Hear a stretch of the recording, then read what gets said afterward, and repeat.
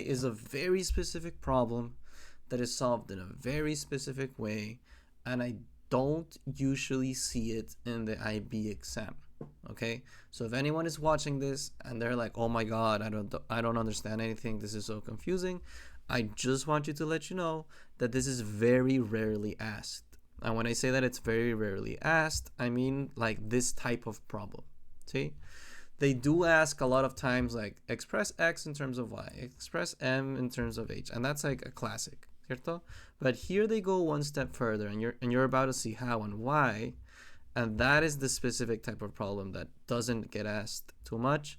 So if you have the test tomorrow, it might be better to study something else. See, this is a very, very specific thing that does not get asked much. But we are in 2024, and who knows how 2025, 2026 are going to be. So just so you know, not a common question that they ask at the AISL level, but one that is worth knowing to get these easy sort of points. That it? So, that being said, we have that when studying big cats, researchers use a model in which the mass m kilograms of an animal is directly proportional to the cube of its shoulder height h meters. There we have two cute drawings of two cute little kitties. And we have that a cheetah has a mass of 64 kilograms and a shoulder height of 0.8 meters. And through all of this, for part AI, we need to use the model to find an expression for m in terms of h. So the first thing we have to go over is that when they say m in terms of h, all they're really telling you is that you need to reach m being alone. Okay, m has to be alone, and then somewhere on the other side you have h. See? I say somewhere on the other side because you can have like 3h or 3h plus 4, like whatever, ¿cierto? But the important thing is that when they say m in terms of h, m, this first one that they mention, has to be alone. That is also why when they say y in terms of x, you have to reach y equals blah, blah, blah, blah, blah, x. See? So keep that in mind. Okay, so m has to be alone, and h can have something next to it. See? So m equals something something h. Use the model to find an expression for m in terms of h. What do you know about how m and h are related to? Well, they told us earlier that the mass of an animal is directly proportional to the cube of its height. All right, when they say to the cube, I mean, there's two main things that can show up. ¿Cierto? They can talk about something that's squared or something that's cubed, which is this case. All right, if something is squared, that means it's literally squared, ¿cierto? Like x squared. Well, x cubed is x to the power of 3. Okay, squared, cubed, squared, cubed. Why is it squared? Why is it cubed? It's squared because technically when it's to the power of 2, we're in 2 dimensions, right? So we're dealing with a 2-dimensional plane. You have a square. While it's cubed, it's technically 3 dimensions, 3D, right? And you end up with something that looks 3D, which could be something like a cube. See? So that's why squared is to the power of 2, and that's why cubed is to the power of 3. Now that we have established that, we can go ahead and say, yep, so clearly we can have that m mass is basically just going to be the height cubed, ¿cierto? So this is where everyone goes ahead and says, okay, so m equals h cubed, and they're done, ¿cierto? Okay. This is what I mean that it's a very specific problem that is solved in a very specific way, and that it has like something awfully like, I don't know, you either know it or you don't, ¿cierto? If this was the answer, then plugging this in should make sense. But if you try to plug that in, you end up with 64 equals 0.8 cubed, right? And so from here, if you go ahead and do, and making sure your calculator has batteries, here you can do 0.8 cubed, and you end up with 0.512. Does 64 equal 0.512? No, it does not. So clearly this answer that I put up top is wrong, ¿cierto? But how is it wrong? They just told me that the mass of an animal is directly proportional to the cube of its shoulder height, which is what I'm putting here. Why doesn't the math make sense? Okay, it doesn't make sense and this is the weird part, and I have no other way to explain it, but the weird part is just like, okay, if it doesn't make sense, ¿cierto? Then clearly on the other side, something needs to be multiplying h, ¿cierto? Something needs to be multiplying h, and that's what we're going to put. Something, which we're going to call a, is multiplying by h cubed, okay? How do I know that a is on this side with the h and not with the m? Because we are trying to find m in terms of h. So m has to be alone, so that a has to go with h. And yes, this sounds crazy, but it is also here on the answer key. ¿Vale? So m equals a h cubed. Now we can plug in the information of 64 kilograms. So that means we end up with 64 equals a times h, which is 0.8. 0.8 will be to the power of 3. As we found earlier, this ends up as 0.512 times a. So a has to be equal to this 64 being divided by 512.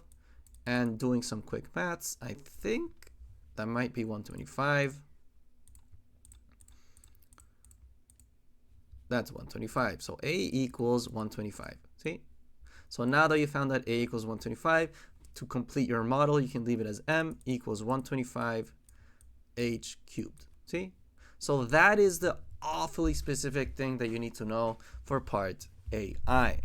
After that, the rest of the exercise, it's still pretty tough, but this first step is huge, okay? Unless you have somewhere in your brain that you need to multiply that h times an a, you're not going to solve any of this, ¿cierto? And why does it multiply the h and not the m? Because you're trying to find m in terms of h. M has to be alone, so a can only come into the h. And how did you know that you have to put the a?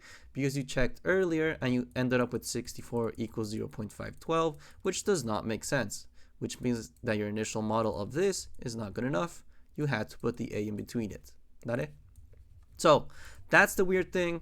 I haven't seen it asked much in the IB. Yes, it's worth knowing if it shows up. It doesn't show up often, at least up until 2024, before the November exams. See, that is my current perception. Not a common question, but I mean, I guess once in a while they put it in there. See, so good to know. That's how you solve it. That is for part AI. Later on for part AI, we need to find the mass of a different cheetah with a shoulder height of 0.75 meters. So fairly simple. Now for part AI, what we have is that m equals 125 h cubed. And so basically for part AI, what's happening is that you need to find the mass. So m equals something, and the height is 0.75. So h equals 0.75. So you know that the height is 0.75, and you don't know the mass. So you're going to be plugging in over here, and you're going to be able to find that, which makes sense because you end up with only one variable. So basically what you end up with is m equals 125 times that h, which we said was 0.75, to the power of 3. So m equals whatever that is. Let's figure it out. 125 times 0.75 to the power of 3. So m equals 52.734. And if you want to count in significant figures, you go 1, 2, 3. Do you round it up or keep it the same? You keep it the same. You can leave it as m equals 52.7 kilograms. Cierto, our units are kilograms. If you go over here, sounds pretty good to me. See? So that would be for part AI. Dale? Now it gets very exciting. Okay? So go ahead and start reading. Here we have that Rubner's law states that the energy needs of an animal are directly proportional to the square of h. So here we have that energy has to be h squared. And that the energy needs of a lion of a mass 220 kg are k times the energy needs of a cheetah of mass 64. So that is a loaded question, but it is worth 4 points. It is worth the effort. And so from here, we need to find the value of k. Now this one is a fairly easy sort of exercise but your approach needs to be very, very sort of like organized. See, if you're not organized in your approach, you're not going to know what's going on. You're not going to get it right. So, what do you know, ¿cierto? You know that energy equals h squared. You also found from earlier, from part A, that m equals 125 h cubed.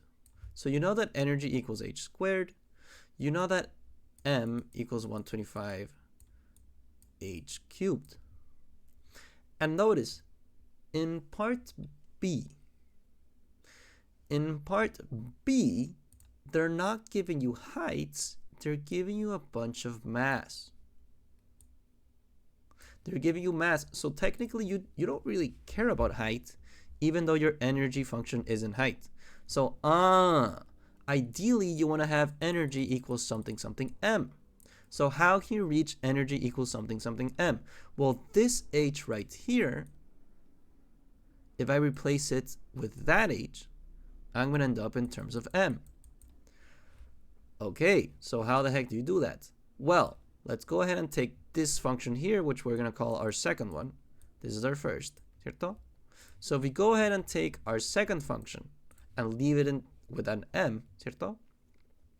Or h in terms of m, better said, ¿cierto? If we leave our second function with h in terms of m, and plug it into the first one, we're going to end up with our third function, which is going to be energy equals something, something m, which is going to help us a lot because for part B, all information they give us is simply mass, no height, ¿cierto?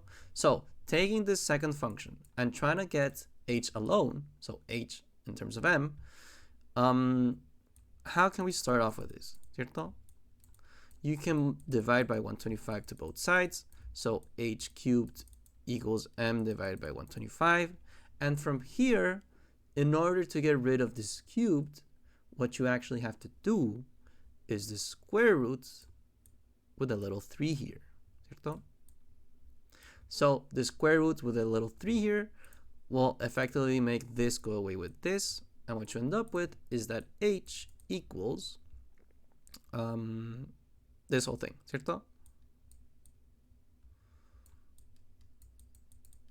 All right, perfect. So now that you found h in terms of m, you can plug that in over here, right? And that means that my third equation that I mentioned earlier is going to end up being as energy equals parentheses 3 square root m divided by 125, and all of this squared, ¿cierto? So all of this squared, and now I just passed from having an energy function in terms of h to an energy function in terms of m, which is perfect because all of this up here is in terms of m. So what were they asking exactly? They were asking for the energy needs of a lion of mass 220 being k times more the energy needs of a cheetah. Okay, so what is the energy needs of a lion? So the energy for lion, so EL, ¿cierto? E sub L, energy for lion has to be 3 square root 220 divided by 125 and all of this squared. So if you go ahead and plug that in, ¿cierto? We're going to find the energy needs of lion, yeah? Now, how do you put that little 3 outside of the square root? You have to go to the math button under alpha. So go to the math button, and then over here, you should have that same symbol. So you press here, and now you're going to be putting a fraction. So you actually go alpha y equals the first one in order to put a fraction. This is not something you have to do, but it does make your life easier. And all of this needs to be squared. See? So something that I missed earlier, just so that I feel more comfortable with inputting into the calculator, is first putting a parentheses. See? It's just a thing that I like to do. Work with parentheses, makes it smoother, yeah, whatever. See? So that way with the parentheses, I make sure that I am squaring the whole thing, ¿cierto? So now I close the whole thing, I square the whole thing, I press enter. The energy of a lion is this number here, the 1.4577. 1.4577. So that's energy of a lion, see? Very important. We will be using it in a second. Okay, what's the energy of the cheetah? Energy cheetah. So energy cheetah is with a mass of 64. See? So that means I would be plugging in the same, almost the same thing, just that my m, instead of being 220 from earlier, now it's going to be 64. 64 divided by 125 squared. See? So energy of cheetah is the same thing as before, just that instead of putting a 220, instead of putting a 220, we will now be putting 64. So go ahead and press enter. We end up with 16 divided by 25. I want to leave it in decimals just so that it's more comparable, right? So decimal is 0.64. See? So this would be the energy of the cheetah. Dale? And the last step we have to do for finding the value of k is that now that we have the energy needs of a lion and the energy needs of the cheetah, read carefully. The energy needs of a lion of mass 220 are k times the energy needs of a cheetah. This right here is the most important part.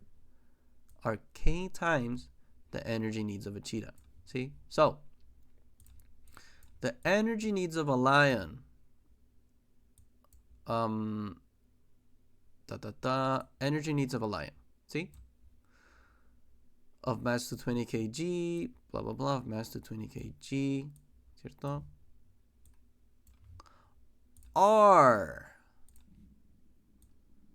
k times the energy needs of a cheetah. This word right here, the R, is extremely important. That, in terms of math, is technically your equals sign. See? So that is your equals sign. This k is simply k. The times means that you're going to be multiplying, and the energy needs of a cheetah, you just found them. Energy needs cheetah, right? And over here you had energy needs lion. ¿Cierto? So energy lion will be equaling k times the energy needs of a cheetah. So that is how you turn these words into math symbols. See? It's very important that we identify that the R is going to be my equal sign in this context. See? So once we establish that, we can literally write down the equation. Energy of lion will equal k times energy needs of cheetah. So if we plug in what we found, we end up with energy needs lion, which is the 1.4577, equaling k times the energy needs of a cheetah, which was 0.64. So for finding the value of k, you just need to get k alone. Divide both sides by 0.64. That means this goes away with this. You end up with k equaling whatever that division is, which, by using the calculator, ends up being 2.277. 2.277. If you want to do significant figures, you count 1, 2, 3, round it up or keep it the same. You round it up. Significant figures would be 2.28. We check the answer key just so that you believe this guy online. Not that you should believe guys online, but in terms of math, you can't believe me.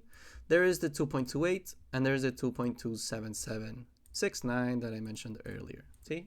So, guys, this exercise, my personal opinion, it's not that hard, but it is extremely specific. If you don't catch on to the thing of needing to put m equals ah cubed, you're never going to solve it. Literally, you're never going to solve it if you don't understand that you need to put the a in front of it. See? It's hard to explain why. And my approach, at least, or what I tend to do with these exercises, is that initially I thought it was m equals h cubed. I plug in these values. It didn't make sense. And so if it didn't make sense, that means that my h has to be multiplied by something. And I multiply h by something and not m because you are trying to find m in terms of h. I know I've said that like 10 times, but it's extremely important we understand that m in terms of h means that m is the one that's alone and h can have something multiplying. So if you try to plug in the numbers and it doesn't make sense, there's probably an a going around. So plug in a, find a. This is your actual model. See? Ladies and gentlemen, that is for number 10. A very specific problem, not something that gets asked too much in my experience, But, well, maybe it's going to gain popularity between the IB examiners, the guys that create tests, whatever. I don't know. See? So keep it in mind. Once you know the A thing, everything else is just being organized. That it? So, I hope it helped. And that is for number 10.